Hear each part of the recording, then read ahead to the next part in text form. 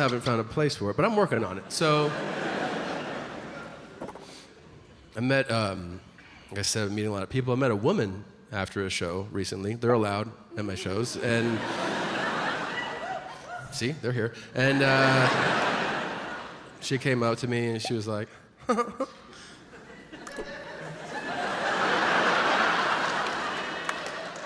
it's a very specific woman, all right? I do feel like I just did a 0.02 second impression. Everybody's like, I know exactly who you're talking about right now. So, because every city has. You know my favorite part of that woman is if you go, why are you laughing? She'll go, I'm not. Okay. So she comes up to me and she goes, funny show. And I go, thanks. Thanks, motherfucker, I appreciate it. So I go, thank you. And she goes, are you gonna go jerk off all over your hotel room now? And I was like, ugh. I said, I'm probably just gonna pick a spot. You know, I'm not gonna do it. She goes, yeah, I get it. And I was like, God. And she goes, I'm super horny. And I go, okay. She goes, I'm horny the way guys are. And I go, no, you're not. And she goes, yeah. And I said, you're really not. And she goes, yeah? Why do you say that? And I said, let me tell you a little story. When I was a freshman in college, I looked like this. I looked 47 years old. It was alarming to other students. They would see me walking through the doors and they'd be like, are you a fucking administrator here or something? I'd be like, I'm a freshman, I'm 18. And they're like, you're a narc, that's what you are. This is my birth face, man. I'm 41 Jump Street. So, with this face came great responsibility. I bought alcohol for our entire dorm. I don't mean 3 or 4, everybody. It wasn't even a challenge. I looked so old that when I walked into liquor stores, they'd be like, hello, sir, how's the stock market today? Shit like that. I bought booze to everybody. Everybody got booze. I did the same thing with pornography. And let me tell you, before you jump at me like, why would you do that? You just watch it in your dorm room online. Well, the story takes place in 1997. And there was a lot of buffering back then. That is the truth. I don't know if you remember the late 90s or if you were even around, but like porn in the late 90s was like,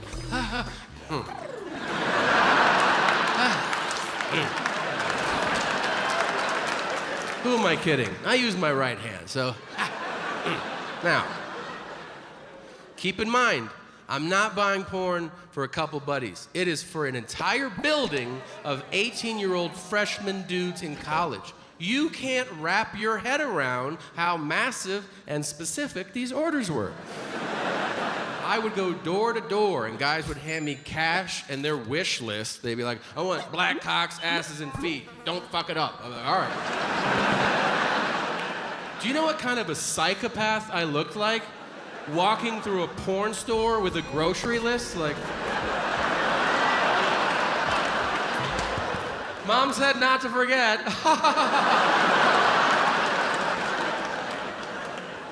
So one day, I am buying outrageous amounts of porn. And the owner of the store comes up to me. He goes, you should go to this other store. And I'm like, that is a weird thing to tell your best customer, man. So I go, why? He just goes, I just think you'll like it. And so I go, okay. I go. He sends me to, I don't know if you've ever been to a cement block building with no sign or address. The kind of building that's like, I don't know, you fucking guess what's in here. Like that? Well, I walk in and I see a man wearing overalls and no t-shirt, which I think we all know is the international uniform for the last guy you'll ever see. Now, this guy is behind the counter. He looks up and sees me, and the first words out of his mouth are, piss fetish? And I go, what? No. And he goes, oh, I got a full bladder. Don't want to waste it. And I go, what the fuck? I said, is that what you do around here? And he goes, among other things. And I said, well then, show me around. Like, let me see what else you have. I don't want to be closed-minded. So we go through the store. He shows me movies and toys. He goes, we got a booth. You can put in a quarter. And I go, yeah, I got it. He goes, but this here's our VIP. And you'll notice there's a hole in the wall. And if you're standing in there, someone might stick their finger through that hole. And they'll go just like this. And if you want to, you stick your prick in that hole and someone will suck it on the other side. And my dumbass goes, is it a guy or a girl? He goes, you see any other cars in that parking lot, Junior?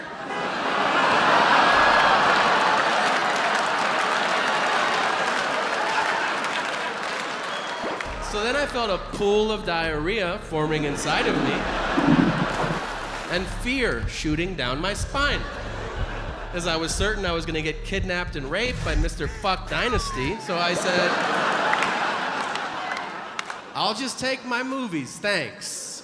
So lady, when you say you're horny the way guys are, I ask you, are you willing to go into an unmarked building and wait behind a wall for a stranger to stick his dick through a hole in that wall and then you polish it off for the love of the game? Because that's what savages men are.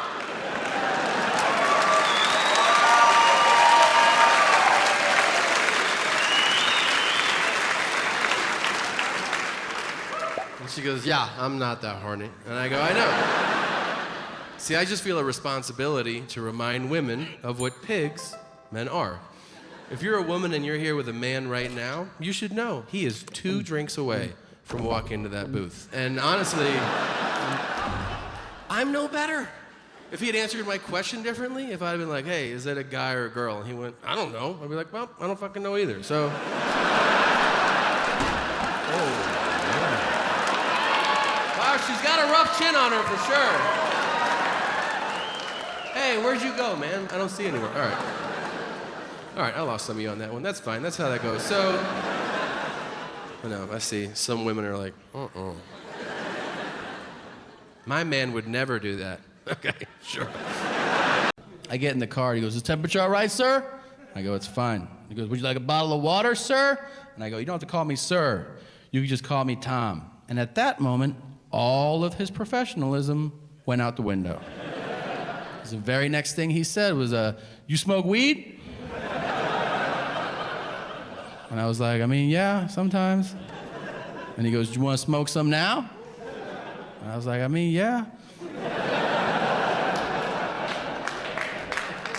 But I don't think my driver should be offering me, you know? He doesn't miss a beat. He opens the console, he takes out a joint, he lights it, he passes it back. I hit it out of respect, right, because he's old. Then I give it back to him, and the next thing he says is, yeah, I can't drive unless I'm fucked up. I'm like, do you hear what you just said? And he goes, yeah, I'm ripped right now. And I'm like, well, hands on 10 and 2, motherfucker. Like, keep it together. I goes, is that all you do? Smoke weed? I can handle a guy that smokes weed. He goes, well, I love it all. I'm like, what's all? That's a broad statement. He goes, I love coke, I love heroin, but there's nothing like smoking rocks. You know what I'm saying? I was like, no, I don't know what you're saying. Mind you, this is while he's driving, so it's actually like, I love smoking rocks, man. You know, I'm like, dude, turn around. So I go, can I ask you something? He goes, yeah, what's up? I go, what's it like to smoke rocks? I've never done that before. And he goes, ooh!